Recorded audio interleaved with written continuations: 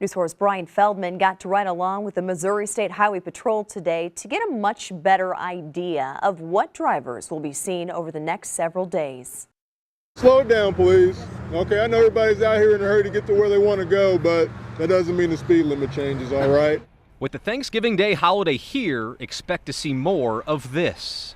When I give people warnings, I advise getting that taken care of, because if I see it again, it's a citation, okay? Trooper Justin Lacey with the Missouri State Highway Patrol says all throughout the holiday weekend there will be more enforcement out on the streets, and that's especially true in busy areas. I think with more of us out there on the road to keep an eye on things, you know, it slows traffic down a little bit and people are aware of what they're doing around them. Lacey says we're all guilty at times of being in a rush, but it's still the law to go the speed limit. In fact, just this morning he pulled over a car going 112 miles per hour. The hope is having more law enforcement on the roads will get drivers' attention to slow down. I wouldn't say it's a scare tactic, but we all of us with the Highway Patrol, we want everybody to get to their destination safely. And what we don't want is, you know, that one person out there driving recklessly ruin everybody else's holiday. And when weather makes the roads wet like they were Wednesday morning, Lacey says it's even more important to slow down, given the fact it takes longer to brake if you need to. In St. Louis, Brian Feldman, News 4. Brian Feldman has the story you'll see only on News 4 tonight. It's pretty common. That's what bums me out. You know, I hear from other contractors all the time, stuff's just getting stolen. Adrian Castillo showed up to work this morning at 7 a.m. like it was any other Monday. His family business is building a house in Dogtown. But when they showed up, their toolboxes were open, locks cut, they were completely wiped out. Close to $10,000 worth of tools gone. This is how I make my living, you know, and when you're stealing tools, you're taking someone's almost, you know, their livelihood from them. You know, this is how, you know, I feed my family, so to speak, you know, so it's, you know, for someone to do that, you know, it's frustrating. This happened to us before and, you know, it never gets any easier.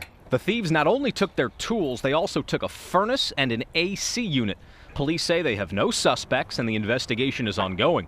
Meanwhile, Castillo says he thought he did everything he could. Everything's locked, everything's secure. Our gang boxes are all chained together.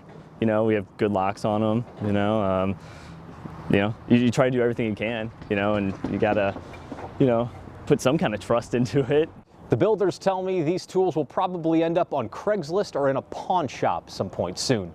Unfortunately, they have way too much experience in dealing with stuff like this. In Dogtown, Brian Feldman, News 4. Devastation. A burned bicycle. I never saw something in my life, like you didn't do nothing and something happened to you, everything you have, you just lost.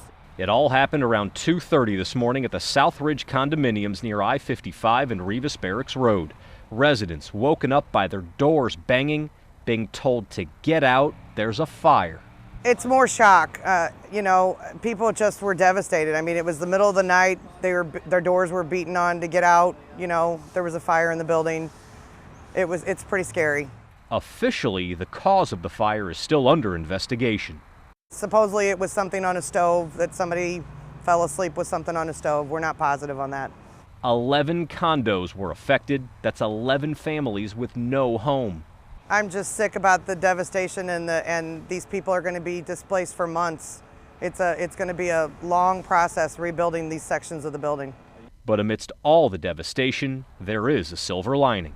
Thank God no one's hurt, neighbor and nobody. I'm just happy for that. We're all okay.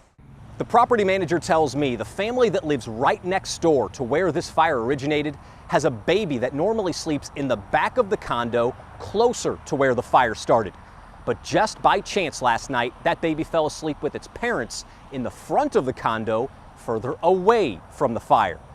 Something that may have saved that baby's life. In South St. Louis County, Brian Feldman, News 4. Brian Feldman shows us what makes it so different. There's a slide. Look, there's a slide. No matter where they look, the alphabet is right there. It's kind of like hearing the same song over and over. That's why we sing the alphabet song so much. It's Missouri's first ever playground dedicated to vocabulary development, and it's located at the Julia Goldstein Early Childhood Education Center in University City. The playground was built by employees from PNC Bank through its Grow Up Great program.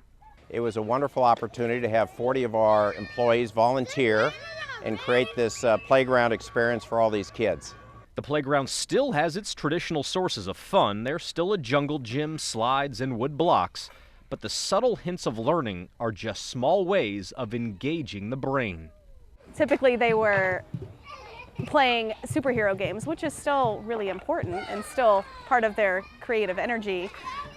But there's other things to give them more inspiration.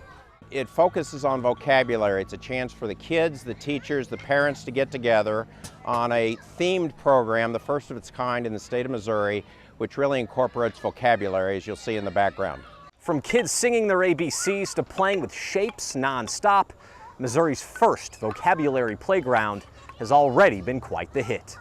For News 4 Schools, I'm Brian Feldman. Courtney, police do not have anything. They have no suspect information. They have no surveillance video that we could find.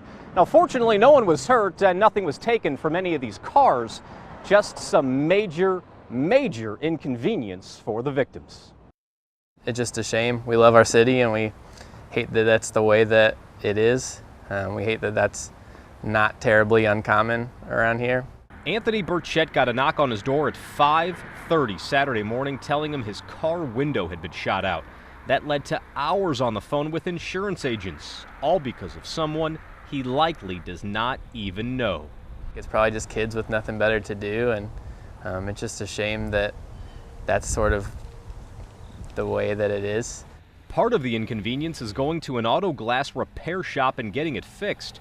One business I went to said it's been swamped with customers the last couple days. While it has been frustrating, some of the victims say they're just trying to find the positive in all this. When I first moved to this neighborhood 16 years ago, it happened more back then. And so I was feeling, it reminded me to be thankful for how this doesn't happen as much.